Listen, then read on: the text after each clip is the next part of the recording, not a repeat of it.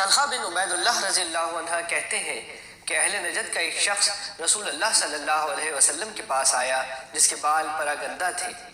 اس کی آواز کی گنگناہٹ تو سنی جاتی تھی لیکن بات سمجھ میں نہیں آتی تھی کہ وہ کیا کہہ رہا ہے، یہاں تک کہ وہ قریب آیا تب معلوم ہوا کہ وہ اسلام کے متعلق پوچھ رہا ہے۔ تو رسول اللہ صلی اللہ علیہ وسلم نے فرمایا، اسلام دن رات میں 5 وقت کی نماز پڑھنی ہے۔ اس نے پوچھا، ان کے علاوہ اور کوئی نماز مجھ پر واجب ہے؟ آپ صلی اللہ علیہ وسلم نے فرمایا، نہیں، الا یہ کہ تم نفل پڑھو۔ رسول اللہ صلی اللہ علیہ وسلم نے اس سے ماہ رمضان کے روزے کا ذکر کیا۔ اس نے پوچھا، اس کے سوا کوئی اور بھی روزے مجھ پر فرض ہیں؟ آپ صلی اللہ علیہ وسلم نے فرمایا، نہیں، الا یہ کہ تم نفلی روزے رکھو۔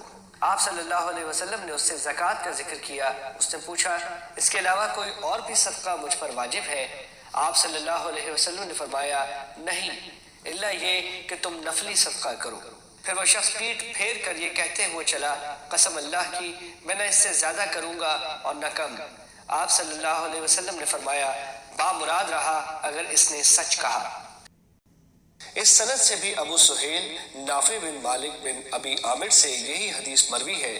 اس میں ہے کہ نبی اکرم صلی اللہ علیہ وسلم نے فرمایا، اس کے باپ کی قسم اگر اس نے سچ کہا تو وہ بامراد رہا، اور اس کے باپ کی قسم اگر اس نے سچ کہا تو وہ جنت میں جائے گا۔